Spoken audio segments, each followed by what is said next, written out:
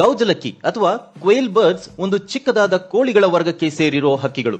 ಇವುಗಳನ್ನ ಮೊದಲಿಗೆ ಜಪಾನಿನ ವಿಜ್ಞಾನಿಗಳು ಪಳಗಿಸಿ ಸಾಕಾಣೆ ಮಾಡಲು ಯೋಗ್ಯವೆಂದು ತೋರಿಸಿಕೊಟ್ರು. ಈಗ ಪ್ರಪಂಚದಾದ್ಯಂತ ಜನರು ಮಾಂಸ ಮತ್ತು ಮೊಟ್ಟೆ ಉತ್ಪಾದನೆಯ ಉದ್ದೇಶಕ್ಕಾಗಿ ವಾಣಿಜ್ಯಿಕವಾಗಿ ಈ ಕ್ವೇಲ್ ಸಾಕಾಣೆಯನ್ನ ಮಾಡುತ್ತಿದ್ದಾರೆ.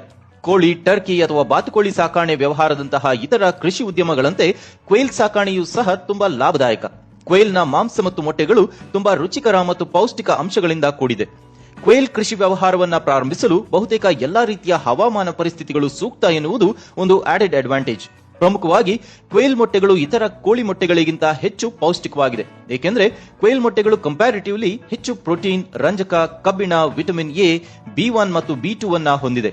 ಜೊತೆಗೆ ಇವುಗಳ ಸಾಕಾಣೆಯನ್ನ ಮಾಡಲು ಬೇಕಾಗುವ ಬಂಡವಾಳ ಮತ್ತು ನಿರ್ವಹಣಾ ಖರ್ಚು ಅತಿ ಕಡಿಮೆ ಇರೋದ್ರಿಂದ ಇದೊಂದು low cost commercial farming business option. ಹೀಗೆ ಈ ಗೌಜಲಕ್ಕಿಗಳ ಮಾಂಸ ಮತ್ತು ಮೊಟ್ಟೆಗಳಿಗೆ ಒಂದು ಉತ್ತಮ ಡಿಮಾಂಡ್ ಇರುವುದರಿಂದ ಇದರ ಸಾಕಾಣೆಯನ್ನ ಮಾಡಿ ಉತ್ತಮ ಪ್ರಾಫಿಟ್ ಗಳಿಸುವ ಅವಕಾಶವನ್ನ ನಿಮ್ಮದಾಗಿಸಿಕೊಳ್ಳಲು ಇದು ಒಳ್ಳೆಯ ಸಮಯ.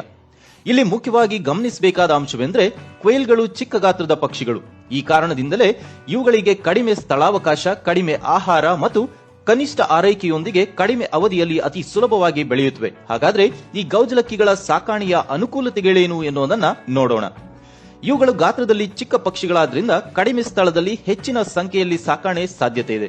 ಅಂದ್ರೆ ಒಂದು ಅಡಲ್ಟ್ ಕ್ವೇಲ್ ನ ವೇಟ್ 150 ರಿಂದ 200 ಗ್ರಾಂನಷ್ಟೇ ಇರುತ್ತೆ ಮತ್ತು ಇವುಗಳ ಮೊಟ್ಟೆಯು ವೇಟ್ ಸಹ 7 ರಿಂದ 15 ಗ್ರಾಂಸ್ ಅಷ್ಟೇ ತೂಗುತ್ತೆ.